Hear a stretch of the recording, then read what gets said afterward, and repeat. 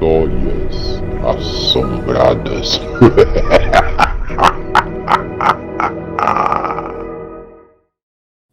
Olá, mais um relato do Histórias Assombradas.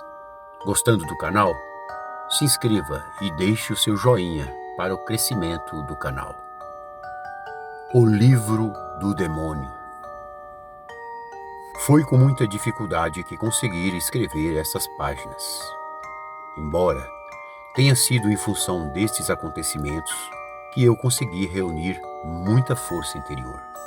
Meu nome é Paulo e aceitei relatar esses fatos que transformaram minha vida e da minha família num verdadeiro pesadelo.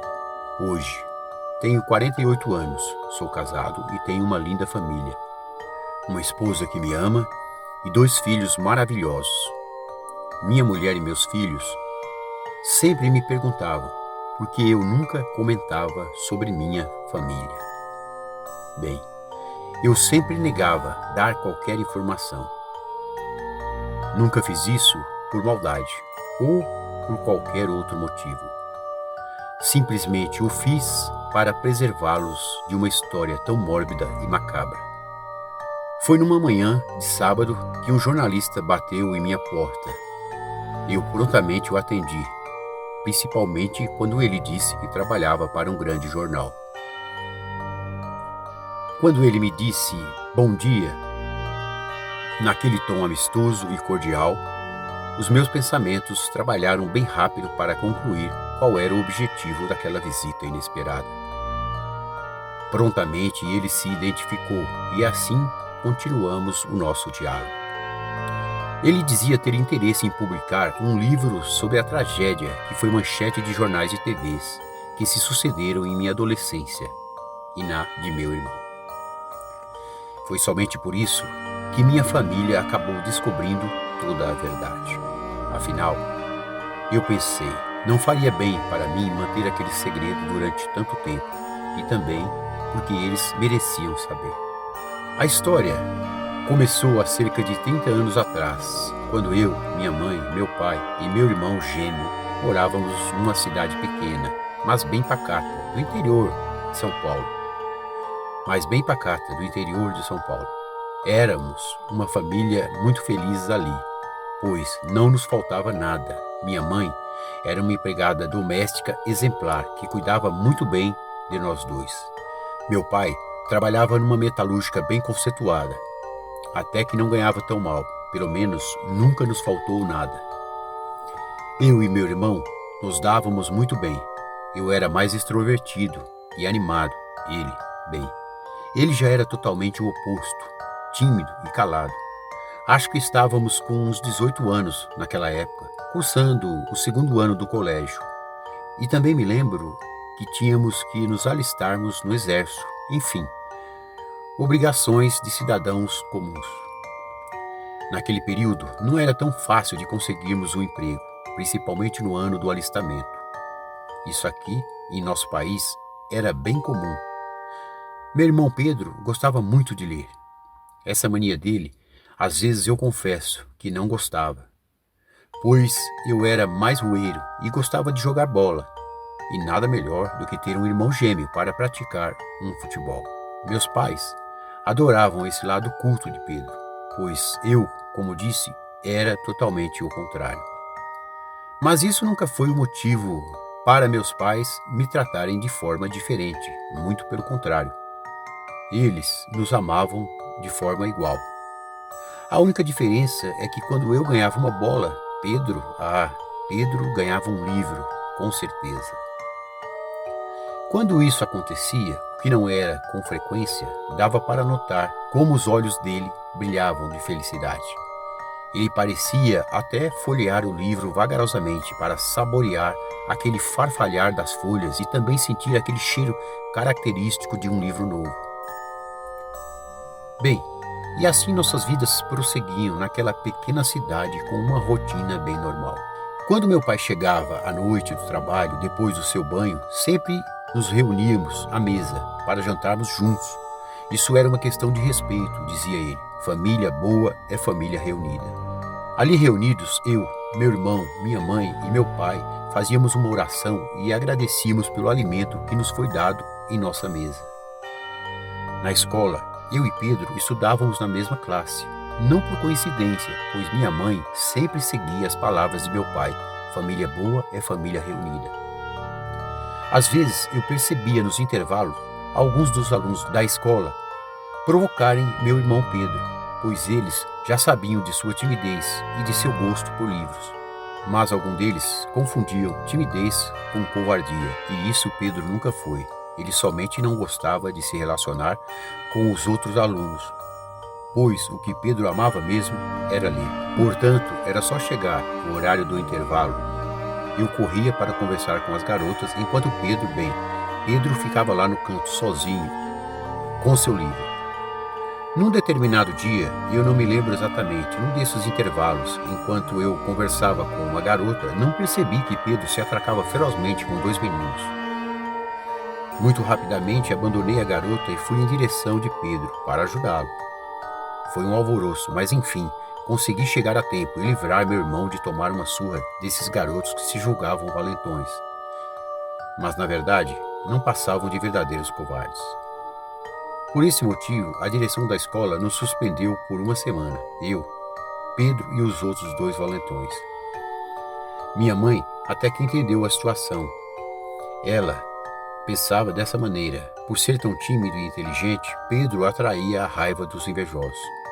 Já meu pai não gostou muito do acontecido, resolveu nos punir também. Naquela semana, ele me proibiu de qualquer brincadeira na rua e eu estava proibido de jogar bola. Pedro também foi alvo do seu castigo. Meu pai o proibiu de ler qualquer livro, já que isso era o que Pedro mais amava. Eu até que consegui superar e entender a minha punição, mas a de meu irmão eu nunca compreendi. Os adultos naquela época eram bem severos, principalmente o lado paterno. Eu sempre ouvia dizer que eles eram os mais severos. Meu pai não devia ter feito isso com Pedro. Nunca tinha visto meu irmão daquela maneira. Outrora um rapaz culto sempre lendo um bom livro, e agora ficava ali sentado numa cadeira por horas e horas sem nada a dizer. E o pior, sem aquele brilho nos seus olhos. Aquela semana pareceu durar uma eternidade e por fim voltamos às aulas. Tudo parecia voltar à normalidade. Num desses sábados bem ensolarados, um belo dia, eu me lembro, meu pai nos levou a uma dessas livrarias onde se podia achar livros daqueles bem antigos. Nunca entendi por que ele me levou, pois não era eu que gostava de ler, e sim Pedro, meu irmão. Mas talvez pelas palavras que ele sempre fazia questão de repetir na mesa: família boa é família reunida. Já que fui até lá, peguei um desses livros que falava sobre futebol, pois era o que eu mais gostava. Pedro, meu irmão, parecia estar fascinado por poder ver tudo aquilo. Percebi naquele dia também que seu comportamento havia mudado. Em suas mãos estava um livro, mas ele não me deixou vê-lo, cobrindo com seus braços, e eu sinceramente não entendi aquela sua atitude. Voltamos para casa, eu com o meu livro, que comprei só para não voltar de mãos vazias. Porém, com Pedro foi diferente. Ele trouxe aquele livro de uma maneira tão estranha, não permitindo que nem meu pai pudesse vê-lo. Os dias foram se passando, e meu irmão foi mudando e mudando a cada dia que passava. Na escola ele mudou por completo. Os alunos foram percebendo que o gentil, tímido e educado Pedro agora dava lugar a um sombrio e macabro aluno. Eu já não o conhecia mais, nem mesmo quando estávamos juntos, em casa, ele falava comigo. Minha mãe também notou essa mudança repentina e parecia esboçar preocupação, vindo até mim para perguntar o que tinha acontecido. Eu não tinha resposta. Mas algo me dizia que aquele velho livro era o responsável pelo seu comportamento sombrio. Meus pais possuíam um sono bem pesado, eu nem tanto. Foi quando, numa noite, eu olhei para a cama de Pedro e notei que ele não estava lá. Nessa mesma noite, eu juro ter ouvido murmurar de várias vozes e em seguida uma gargalhada bem sinistra. Nesse momento, pensei, será que Pedro está com alguém na sala? Ou aquilo era fruto da minha imaginação? Me levantei com uma certa cautela, pois agora meus pensamentos pareciam me dizer para que eu tivesse cuidado. Quando passei pela sala de nossa casa, que percebi uma estranha luz negra saindo do banheiro que ficava logo à frente. Fiquei assombrado com aquilo. Toda vez que me lembro disso, eu me sinto mal. Até porque aquela luz parecia emanar uma energia ruim e macabra. Fui me aproximando bem devagar do banheiro e pude ver aquela cena. Eu nunca vou me esquecer. Meu irmão parecia folhear aquele livro e assumia outra personalidade. Seus olhos eram negros e sua voz entoava grossa como um trovão, recitando palavras que nunca ouvi em minha vida. Quando ele percebeu minha presença, fixou seus olhos negros em mim. Meu sangue gelou. Eu fiquei estático, sem poder me mexer. Aquela luz negra foi sumindo aos poucos e tudo foi se normalizando, até que em um dado momento, meu irmão se apagou e desmaiou de repente. Por incrível que pareça, meus pais não viram nada naquela noite. Eu, porém, presenciei todos aqueles momentos assustadores. Arrastei meu irmão até o nosso quarto e o coloquei na cama novamente. Ali ele ficou até o amanhecer. Eu voltei e peguei aquele livro maldito. Fiquei com um certo receio de manuseá-lo, mas eu decidi que tinha que fazê-lo. Afinal, o que havia de tão importante para que fizesse com que meu irmão mudasse de um rapaz tão dócil e gentil para um rapaz tão frio e sombrio? Comecei a folhear as páginas e fiquei espantado, pois eu não entendia uma só letra. Tudo parecia estar escrito em um dialeto desses bem estranhos, com símbolos que eu nunca havia visto em minha vida.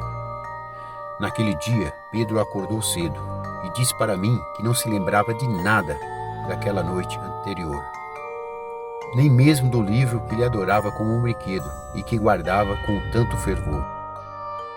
Já que ele não se lembrava mais do livro, aproveitei a oportunidade e passei numa igreja e comuniquei ao padre sobre o ocorrido. Pedi a ele sigilo e discrição para que não contassem aos meus pais. Ele não entendeu muito, mas, como estava tudo bem, ele acabou concordando. Eu acreditava que aquela tinha sido a melhor maneira de acabar com aqueles dias de escuridão nos quais meu irmão havia sido vítima. Bem, pensei que tudo tinha se acabado, mas não, pois foi logo depois que entreguei o livro para aquele padre que os dias de escuridão começaram em nossas vidas. Comecei a namorar uma garota, eu a visitava com frequência, e foi uma dessas noites que comuniquei meus pais que passaria uma noite em sua casa, e de lá mesmo eu iria para a escola. Pedro, meu irmão, parecia não ter gostado. Afinal, éramos gêmeos e sempre tínhamos que permanecermos juntos. Era o que dizia meu pai. Família boa era família reunida. E foi justamente numa sexta-feira que o horror se fez presente. Que dia macabro.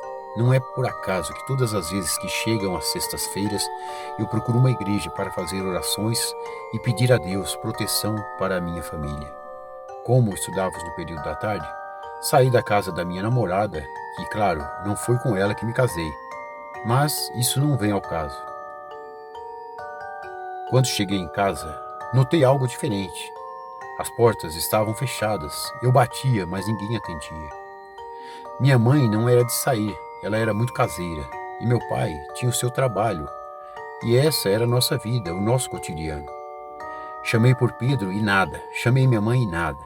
Naquele momento eu pensei em tentar entrar pelos fundos, pois minha mãe sempre deixava a janela dos quartos abertas. Foi estranho quando notei que só a janela do nosso quarto estava aberta, e foi por ali que entrei. As luzes estavam todas apagadas, mas quando acendi foi um grande susto. Quando percebi que aquele maldito livro estava ali, na cama do meu irmão, o mais surpreendente é que ele estava aberto e parecia que alguém havia folheado algumas páginas. Percebi que uma delas estava manchada de sangue. Meu coração começou a bater rápido e logo pensei, meus pais. Comecei a acender as luzes que davam acesso ao quarto deles e notei pegadas vermelhas, mais parecia uma trilha feita de propósito.